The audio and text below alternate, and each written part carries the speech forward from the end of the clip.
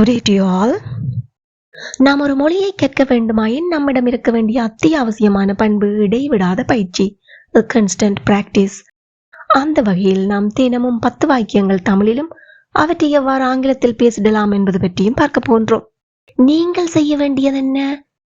தினமும் 10:30 மணிக்கு காலையில் வெளிவருகின்ற இந்த வீடியோவை பார்வையிட்டு இங்கு பயன்படுத்தப்படுகின்ற வாக்கிய அமைப்புகளில் தினமும் பேசக்கூடிய வாக்கியங்களை முடிந்தவரை உருவாக்கி பாருங்கள், எழுதி பழகுங்கள், பேசி பழகுங்கள், மறக்காம கமெண்ட் பண்ணுங்க.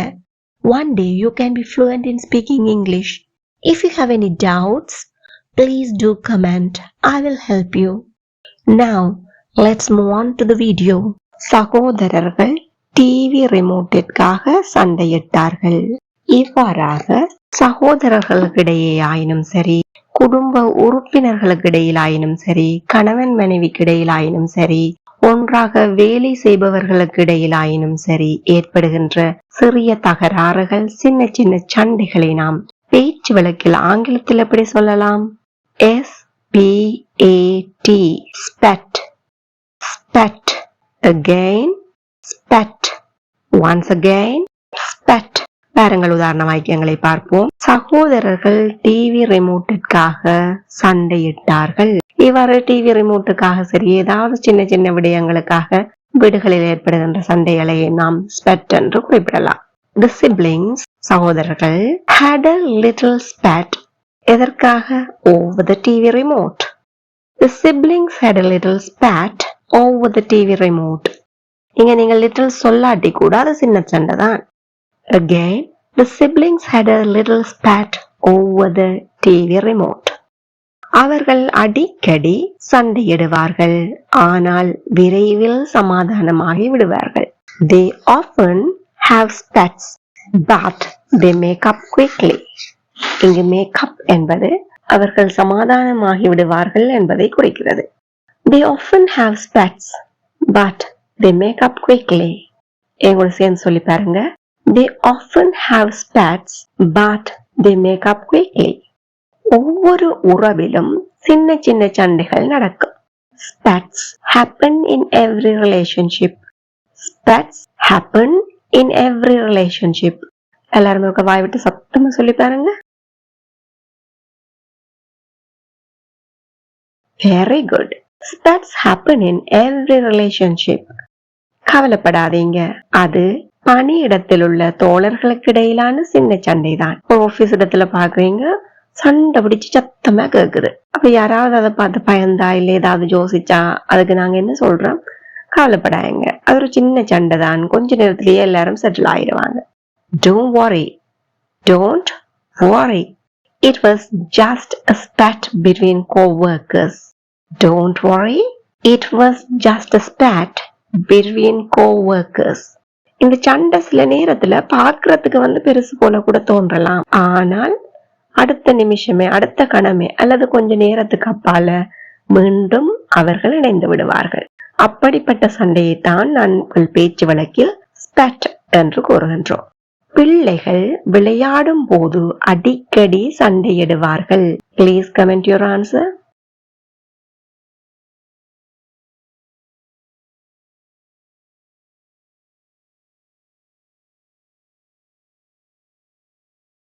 Very good. ஒரு சிறிய சண்டைக்கு பிறகு அவர்கள் மீண்டும் சிரிக்க தொடங்கினார்கள். Comment it now.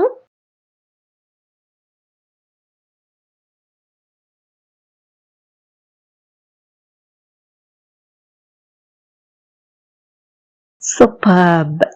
அது ஒரு சின்ன தகராறாகத்தான் இருந்தது, பெரிய விஷயம் இல்ல. Please comment it now.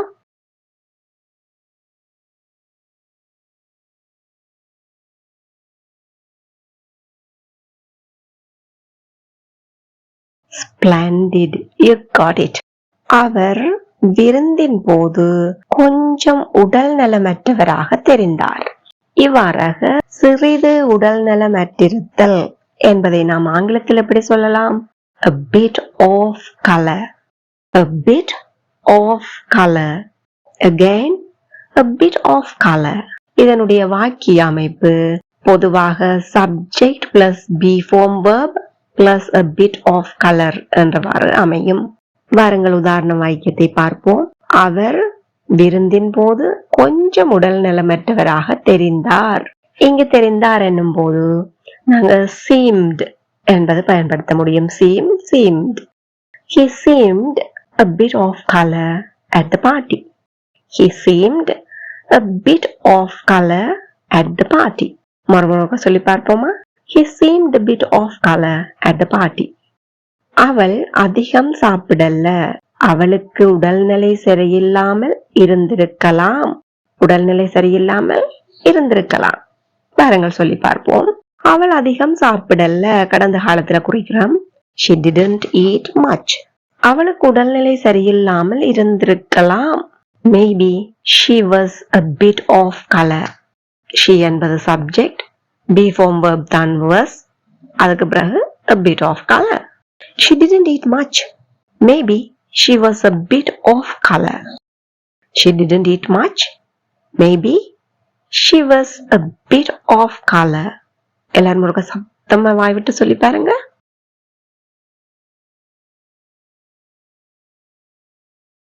Very good. She didn't eat much. Maybe she was a bit off color. நீண்ட பயணத்திற்கு பிறகு அவன் கொஞ்சம் சோர்வாக அல்லது உடல் நலிவுற்று காணப்பட்டான். After the long journey, he looked a bit off color. After the long journey, he looked a bit off color. எங்கூட சேர்ந்து சொல்லி பாருங்க. After the long journey, he looked a bit off color. நான் அவளை வைத்தியசாலையில் பார்த்த போது அவள் சற்று உடல் நலமின்றி காணப்பட்டாள். Please comment your answer.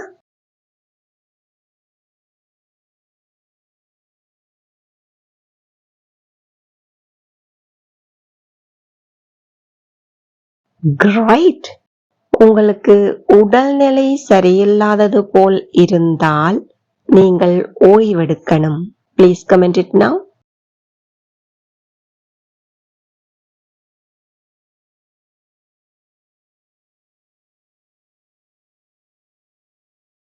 Well done.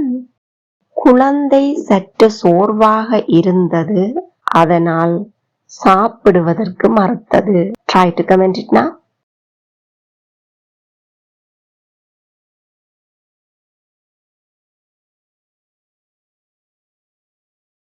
Splendid. You got it. விளையாட்டு வீரர்கள் தங்கள் திறனை மேம்படுத்த காட்சிப்படுத்தல் பயிற்சி செய்கிறார்கள்.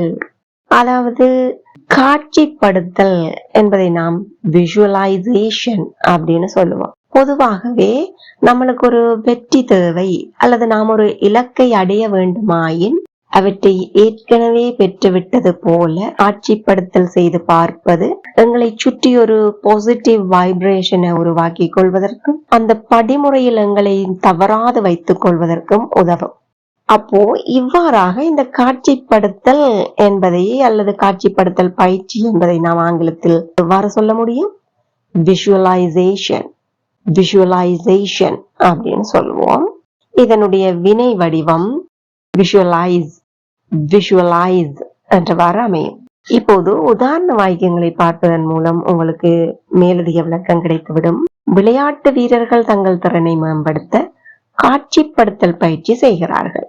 Athletes use visualization to improve their performance. Athletes விளையாட்டு வீரர்கள் எதனை பயன்படுத்துகிறார்கள்? Visualization. Use visualization. எதற்காக? தங்கள் திறனை மேம்படுத்திக் கொள்வதற்கு. To improve their performance. மறுபடியும் சொல்லி பார்ப்போம். Athletes use visualization to improve their performance. சிக்கலான தலைப்புகளுக்காக காட்சிப்படுத்தலை பயன்படுத்துங்கள் என்று ஆசிரியர் மாணவர்களை ஊக்கப்படுத்தினார். ஏதாவது ஒரு விடயம் உங்களுக்கு கஷ்டமா இருந்துச்சுன்னா நாங்க என்ன செய்து பார்க்க வேணும்? அது எங்களால முடிந்த அளவுக்கு மெனக்கண்ணுல காட்சிப்படுத்தி பார்க்கணும். அப்போ ஆசிரியர் என்ன செய்தார்? ஊக்கப்படுத்தினார். The teacher encouraged மாணவர்களை. The teacher encouraged students to use visualization for complex topics. The teacher encouraged the students to use visualization for complex topics. எல்லாரும் ஒருக்க வாயை திறந்து சத்தமா சொல்லி பாருங்க.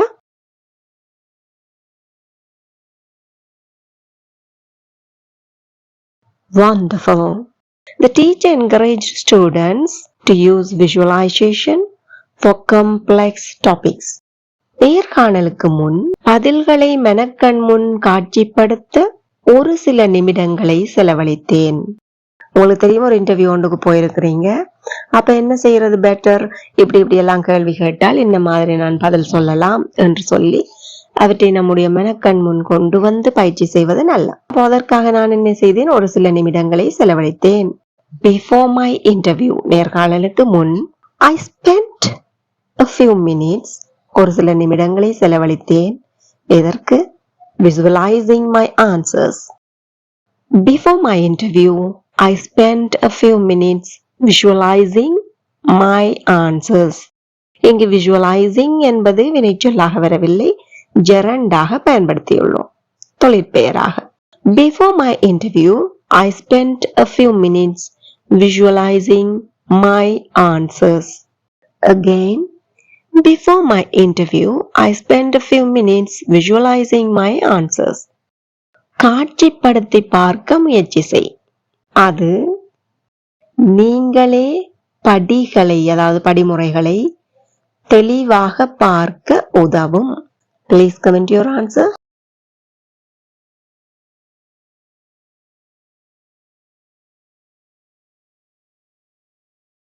Great.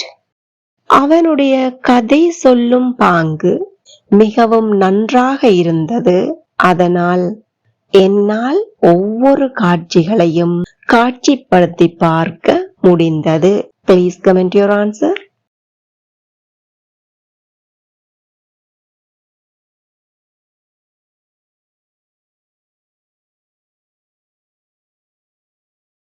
Well done. வார்த்தைகளை காட்சியாக நினைத்து பார்ப்பது அல்லது காட்சிப்படுத்தி பார்ப்பது சொற்களை கற்றுக்கொள்வதில் உதவுகிறது. Please comment it now.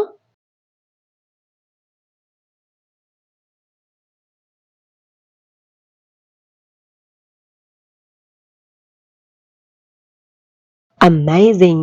You got it. இப்பொழுது நீங்கள் செய்ய வேண்டியது என்ன?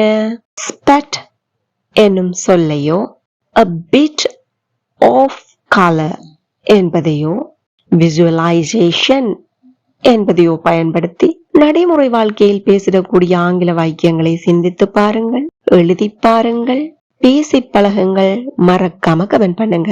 Then it will be helpful for other viewers, and if you have any mistakes or doubts, definitely I will help you.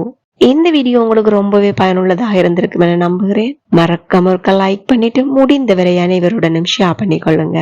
இதே போல மேலும் பல பயனுள்ள வீடியோக்களை பார்வையிட இந்த சேனலை இப்பவே சப்ஸ்கிரைப் பண்ணி அருகே உள்ள பெல் ஐக்கனை அழுத்தி கூடவே ஆல் என்கின்ற ஆப்ஷனையும் செலக்ட் பண்ணிக்கொள்ளுங்கள்.